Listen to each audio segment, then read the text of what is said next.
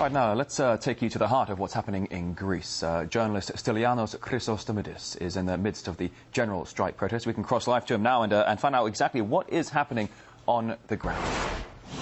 So it is the... We have terror. I'm sorry, so I was just going to get to you. It's the third general strike in Greece this year to protest the government's austerity measures. What do people fear the most, and why such a reaction? First of all, I have to let you know that I can't hear you properly behind me. We have war, actually. You know what's going on in the street of Athens.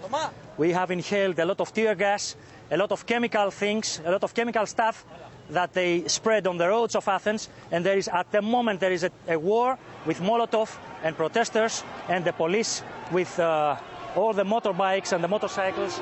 And that's why I cannot also hear you very well. But the thing is that people in Athens protested very peacefully, as they always do, and you know it, for more than 17, 18 days. And what's going on now is beyond logic. It's a war with helicopters, it's a war with motorbikes, a war with Molotov, and, of course, a lot of chemical stuff that they spread on the roads.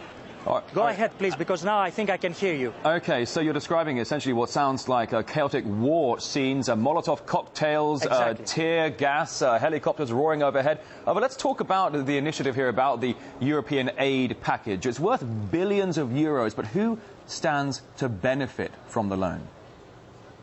I hope you are not joking at the moment, because everybody knows in Greece, and even Russia today knows, and Al Jazeera knows, that the money, all the money they take, all those billions, they just go for derivatives and the securities of the banks.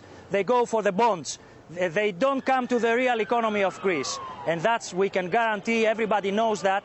Even the last civilian in Greece knows that the money from all those loans, they don't go to the real economy. I told you last year in May, just before we enter the International Monetary Fund, that we know what Mr. George Soros and his cronies, they do. They're not going to change their job. This is their job. This is what they do. And they will continue doing it. And people, the difference now is that people know, and people cannot stop at the moment. And I wonder, really, those helicopters at the end. Now we are crying from the tear gas, but who's going to be crying at the end? OK, so as you're saying, that this money just goes to the fat cats who are lining their pockets. It's not going to the people. It's not going to the economy. Give me a solution. What can be done to fix this? First of all, they should reach an agreement with the European Central Bank or the European Union. What to do? I told you last year, I tell you this year, everybody says we cannot pay all the money they hedge the interest rates. All the money we take is in order to pay the high interest rates. This is robbery, this is theft, this is swindle. I can't describe it anymore. And the problem for them now is that people know that. They realized it, they see their income going down, they see taxes, taxes, taxes, and nothing else. The money does not go to the real economy. So as you're saying, sir, this is just a blatant act of fraud and theft in broad daylight. Is there any sense of why did we join the EU in the first place?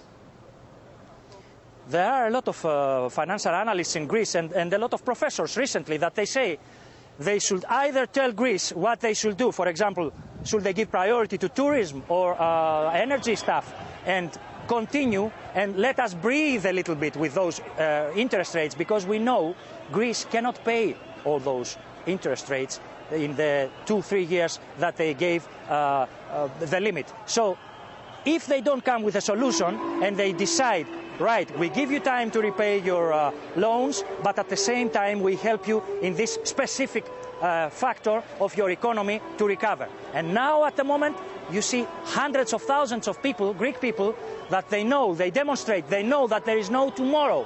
They know that they have no income. Unemployment, do you think unemployment this is what they're telling you?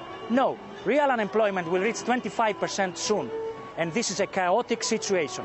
And the only responsible for this situation is the International Monetary Fund, the Minister of Finance. I hear now that they will change him, but it's too late somehow, you know. This government has failed. Yesterday we had resignation. Two members of the Socialist Party resigned because now they see that they are in danger. And I tell you what I told them last December in my last program in Greece.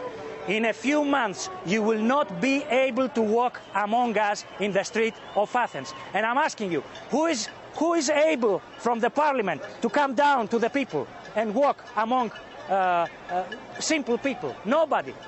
Nobody, and they know it. So the sooner they realize what they do, they will realize also that they have to leave. And you know very well what the Prime Minister of Greece discussed with Mr. Putin when he came to Moscow. Now we will wait and we will see how he's going to leave, or when he's going to leave, or what is his solution. Because journalist at the moment we are not Stylianos leaving a solution. Chrysostomidis from the Syntagma Square. Very informative what things you have to say there. Thank you very much indeed for your time. Thank you also.